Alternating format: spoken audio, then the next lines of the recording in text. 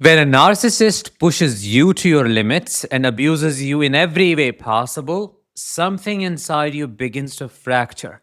You start morphing into versions of yourself that may feel foreign, unnatural, and completely disconnected from who you once were. You become someone you yourself do not recognize, someone shaped not by choice but by pure survival. You rage and react in ways that shock you. You go silent and numb in moments where you wish you could scream. You lose your spark, confidence, and sometimes your faith in your own goodness. There is a deep confusion because it's not just the narcissist who changes masks and identities, you do too, but for entirely different reasons. Their abuse forces you to adapt to create psychological armor just to survive. And when you start mirroring their cruelty or emotional detachment, it feels terrifying. Why? Because part of you whispers, am I becoming like them? That's where most survivors spiral into guilt and self blame, thinking maybe they were the problem all along. But that's not the truth. What you become was never who you are, it was who you had to become to survive, someone who kept breaking you down. I'm Danish, a narcissistic abuse recovery professional. Welcome to my channel. In today's episode, we are going to talk about the destructive and dysfunctional versions of yourself a narcissist turns you into. Before we get started, I've created a free guide that answers the top 10 burning questions of every survivor of narcissistic abuse. If you would like instant access, click the link in the description or the comments, and I will send it right away. Now, let's get started with number one, the pleaser. The first version you become, obvious, the pleaser. This is the version born out of guilt, confusion, and trauma conditioning. When the narcissist starts gaslighting you heavily, distorting your perception and twisting every argument to make it your fault, your nervous system automatically tries to repair the damage, especially if you grew up in a home where love had to be earned. Your brain connects the abuse to responsibility to your old patterns. You think if I can just love harder, if I can just understand them better, maybe things will go back to how they were in the beginning. Does that ever happen? No. So you begin pleasing them. You take the blame for their moods, you apologize for their cruelty, you try to manage their emotional weather like it's your job to prevent the next storm. The narcissist quickly realizes how deeply you care, and that becomes their weapon. They use your empathy as their control mechanism. Every act of kindness you show becomes an opportunity for exploitation. The pleaser keeps the relationship alive and running at the cost of their sanity. You walk on eggshells, you shapeshift to meet their needs, and you call it love because your brain confuses peacekeeping with safety.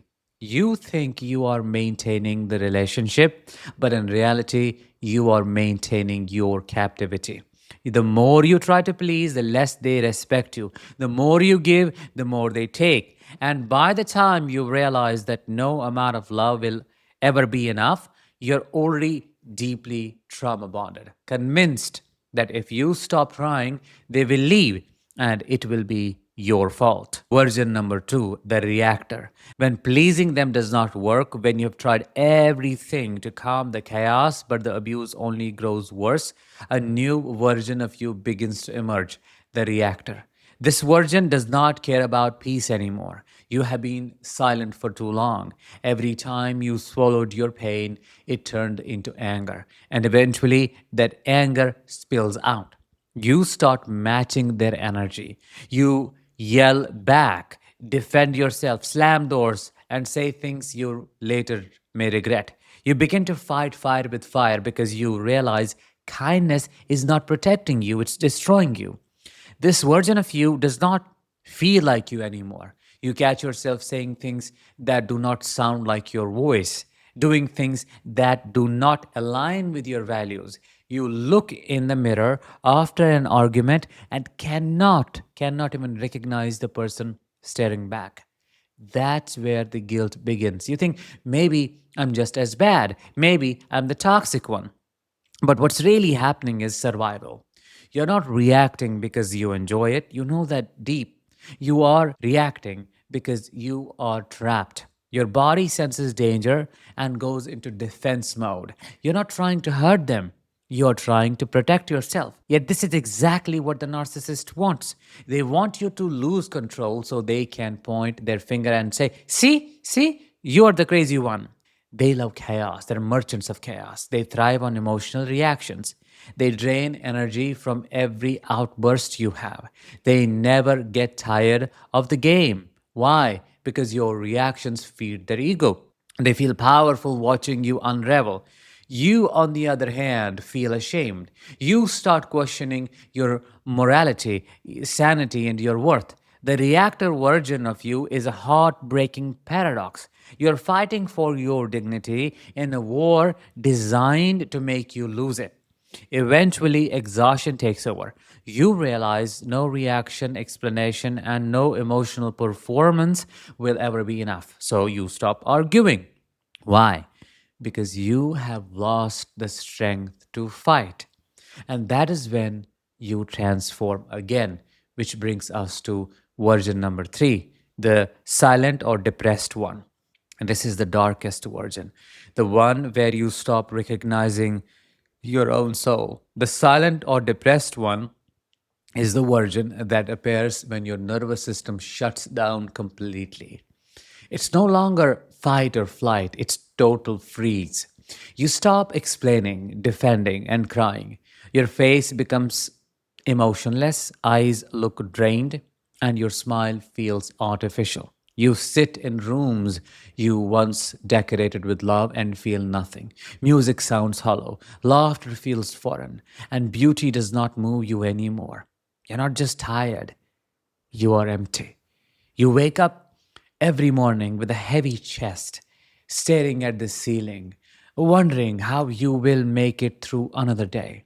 You try to fake normalcy for your kids, friends, your job, but inside you have completely shut down.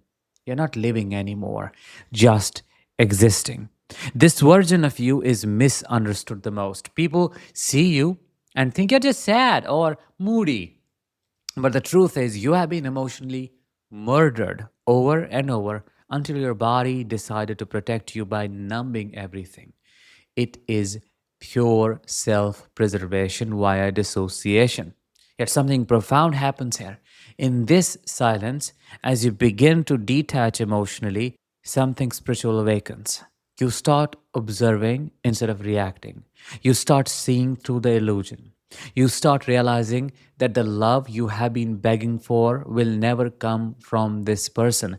And in that silence, a small voice inside you whispers. This is when the internal divorce begins. Long before you ever physically leave, you start disconnecting from their control. You stop craving their validation. You stop waiting for their apologies. It is not dramatic or loud, it's quiet, steady, and irreversible. The silent one marks the beginning of your return to yourself. Number four, the thriver. The final version is the thriver. But let me make one thing very clear, the narcissist does not create this version. You do. They may have caused the pain, but the transformation is solely yours. The thriver is the virgin born from ashes. After years of walking through hell, you finally start understanding that healing is not about revenge or proving anything to them. It is, in fact, about reclaiming your peace. You no longer chase closure, you become it. You stop trying to decode their silence and start listening to your own. The thriver integrates every past version, the pleaser, the who loved too much, the reactor who fought too hard, and the silent one who almost gave up. You stop disowning these parts and instead see them as chapters of your evolution. They were never weaknesses, they were survival strategies. They were how you stayed alive long enough to rebuild. Now you take charge of your life. You rebuild your self trust. You start setting boundaries because you respect yourself. You reconnect with the parts of yourself that the narcissist made you abandon. You nurture your creativity, faith, body, and your purpose. You begin to find meaning in everything that once broke you. The thriver does not just survive the abuse, they transcend it. They no longer crave the narcissist's attention, explanation, or apology. They realize the only closure that matters is self closure. The moment you stop needing their version of the story to validate your pain. In this phase, you also begin to break deeper chains, not just from this relationship, but from generational trauma. You start noticing patterns that go back decades, maybe even lifetimes. You begin forgiving the younger you who tolerated so much pain. You start reparenting yourself, building a life from authenticity rather than fear. And slowly, your nervous system learns that safety does not have to mean silence anymore. It can mean joy, it can mean freedom, it can mean love, real love, not the illusion of it. The thriver version of you is who you were meant to be all along, but you could not meet this version without first losing every false one the narcissist forced upon you. The suffering was not your fault, but the transformation is your victory.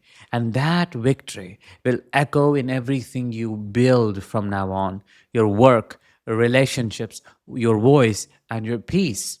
That's what the narcissist will be so bothered by. If you're listening to this and you recognize any of these versions within yourself, remember, none of them define you. They describe the stages of your survival, not your identity. You're not broken for having changed. You adapted to chaos, and now you are learning to adapt to peace. Healing does not mean erasing what happened, it simply means owning every version of yourself that showed up when no one else did and honoring them for keeping you alive. Because that is what thriving truly is. It's not forgetting what they did, it's not chasing normalcy, it's remembering who you are. And that's what I'm here to help you do. With that, let's bring this episode to an end. I hope you resonated with the message today. If you did, share it with others. I will talk to you in the next one. Until then, as always, let the healing begin and continue.